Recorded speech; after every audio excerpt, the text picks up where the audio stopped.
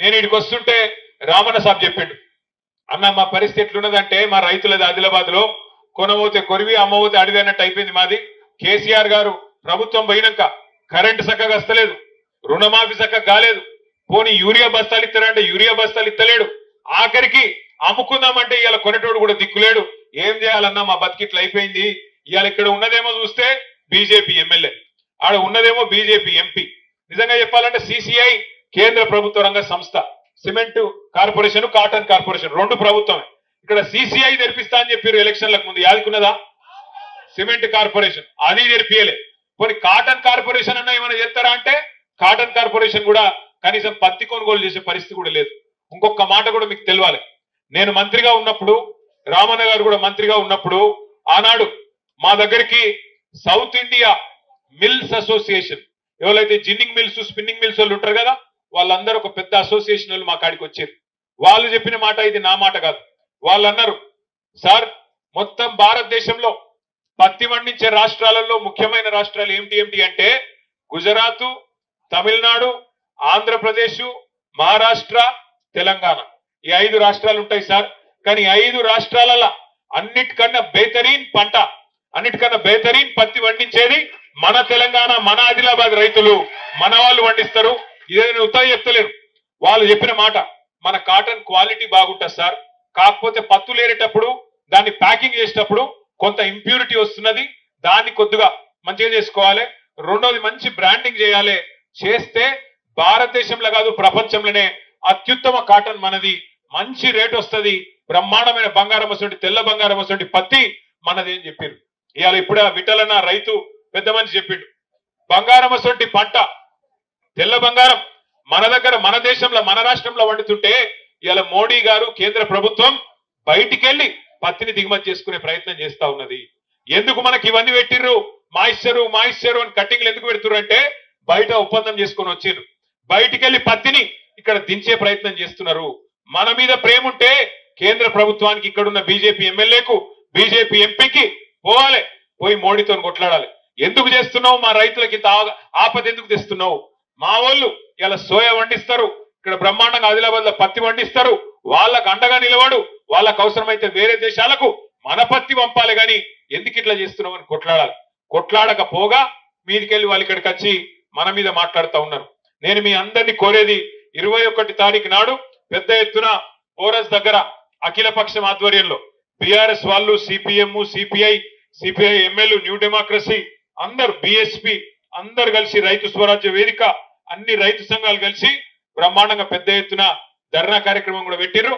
దానికి బీఆర్ఎస్ మద్దతు కూడా ఉంటది. మన వాళ్ళందరూ కూడా పెద్ద ఎత్తున బోరాజులో మన అనిల్ యాదవ్ గారు, మన లక్ష్మక్క, మన రామన్న సాబు, ఇంకా మిగతా వాళ్ళందరూ కూడా వస్తారు.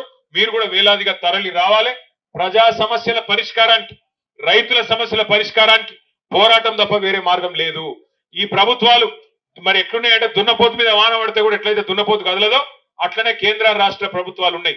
ఇద్దరి వల్ల, ఒకళ్ళ వల్ల కాదు, ఇద్దరి వల్ల ఈ సమస్య వచ్చింది మనకు.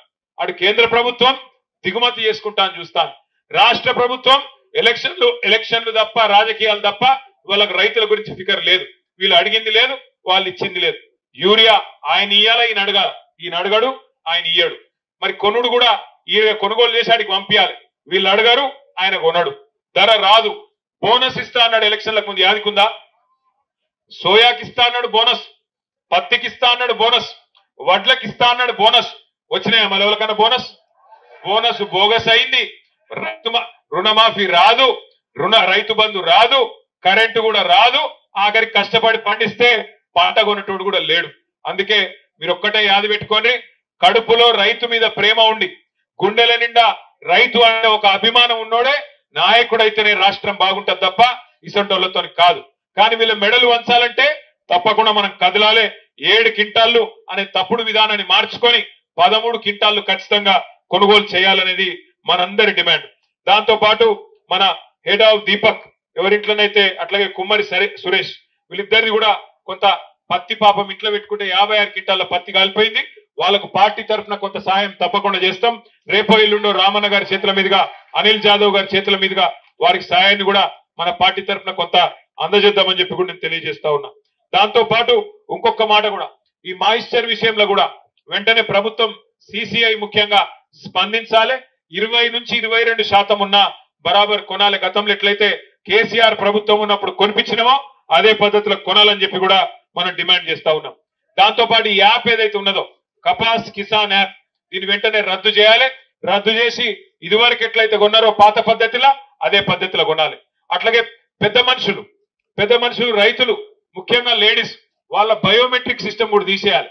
వాళ్ళ కుటుంబ సభ్యులు తీసుకొస్తే ఆధార్ కార్డు చూసుకో, కావాలంటే ఆధార్ కార్డు చూసుకో, కాదంటే రేషన్ కార్డు చూసుకో, వాళ్ళ కుటుంబమా కాదా చూసుకొని బరాబర్ కొను. అంతేగాని వాళ్ళు కూడా రావాలి, బయోమెట్రిక్ కూడా రావాలి. ఒక మాట తమ్ముడు కరెక్ట్ గా అన్నాడు, ఒక రైతుకే గిన్ని పరీక్షలు ఎందుకు? ఒక రైతుకే గిన్ని పరీక్షలా? బ్యాంకులల్లో 1000 కోట్లు ఎత్తుకపోయినకేమో ఏం పరీక్షలు ఉన్నాయి, ఆయనకి లోన్లు ఇచ్చినప్పుడు ఏముండయి. కానీ రైతుకు మాత్రం ఫింగర్ ప్రింట్ పెట్టాలి, కాలి ముద్ర పెట్టాలి, ఏలి ముద్ర పెట్టాలి, తలరాత చూడాలి, ఇన్ని చూసి ఆఖరికి కొనాలి. ఆ కొనుడు కూడా చక్కగా కొనరు. అందుకే మీకు నేను చెప్పేది దయచేసి యాద పెట్టుకోండి. పెద్దలు శ్రీశ్రీ గారు ఎప్పుడో చెప్పిండు, పోరాడితే పోయేదేమీ లేదు, బానిస సంఖ్యలు తప్ప. బరాబర్ కొట్లాడాలి. కొట్లాడితేనే తెలంగాణ వచ్చింది. యాద పెట్టుకోండి. ఇదే బోరస్ కాడ నేను వచ్చిన ఆ రోజు మీరందరూ వంట వార్పు పెడితే బోరస్ కాడనే చేసినాం. మళ్ళా బోరస్ కాడనే కూర్చుందాం. కేంద్ర రాష్ట్ర ప్రభుత్వాలు దిగొచ్చేదాకా కొట్లాడదాం. బరాబర్ 21 తారీఖు నాడు జోర్దార్గా రైతులందరూ కదిలి రావాలి. ముసలోళ్ళు, పెద్ద మనుషులు, చిన్నోళ్ళు, చిన్నపిల్లలు అందరు రావాలి. ఇక్కడ మా మీనాక్షి సర్పంచం ఉన్నది, మా అనిలన్న నాయకత్వంలో ముక్రా గ్రామంలో. మరి నిన్న అక్కడ రైతులందరూ కలిసి పత్తి చేనులకు పోయి సెల్ఫీలు కొట్టి మోడీ గారికి పంపించారు. అయ్యా మోడీ గారు, నువ్వు చేయబట్టి ఇక్కడ ఆగమాగం అయిపోయింది, పత్తి రైతు బతుకు, పత్తి రైతు చిత్తయిండు నీ కేంద్ర ప్రభుత్వం వల్ల, నీ బీజేపీ వల్ల, దయచేసి వెంటనే స్పందించు, లేకపోతే బాగుండదని చెప్పి నిన్న ముక్రా గ్రామంలో పత్తి రైతులందరూ పత్తి చేనులకు పోయి ఆందోళన చేశారు. ఆ స్ఫూర్తి అయ్యాల మొత్తం ఆదిలాబాద్ అంతటికి అంటుకోవాలి, అంతటికి రావాలి.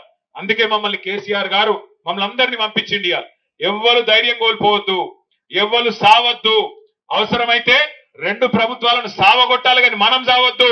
ఎట్టి పరిస్థితుల్లో 2 ప్రభుత్వాల మెడలు వంచేదాకా తప్పకుండా కేసీఆర్ గారి నాయకత్వంలో మన పార్టీ మీతో ఉంటది, అండగా ఉంటది, నడుస్తామని చెప్పి మళ్ళొక్కసారి తెలియజేస్తూ, నష్టపోయిన రైతులకు ఆఖరికి ఒక మాట చెప్తా ఉన్నా.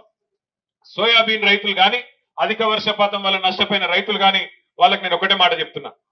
కేంద్ర ప్రభుత్వం గాని, రాష్ట్ర ప్రభుత్వం గాని ఒక మాట చెప్పింది, ఫసల్ బీమా యోజన తెస్తాం, ప్రధానమంత్రి ఫసల్ బీమా యోజన తెస్తామని చెప్పి అడిగింది. మరి ఏమైంది ఫసల్ బీమా యోజన? అందుకే మనం అడుగుతున్నాం, ప్రతి ఎకరానికి నష్టపోయిన పంటకు, అధిక వర్షపాతం వల్ల నష్టపోయిన పంటకు తప్పకుండా మీరు ఎకరానికి 20,000 రూపాయల చొప్పున నష్టపరిహారం ముడియాలని చెప్పి మన పార్టీ తరఫున డిమాండ్ చేస్తున్నాం. మీరందరూ కూడా రంగు మారిన సోయాను వెంటనే కొనుగోలు చేయాలి, ఏం షరతులు పెట్టొద్దని చెప్పి కూడా డిమాండ్ చేస్తూ, జై జవాన్, జై జవాన్.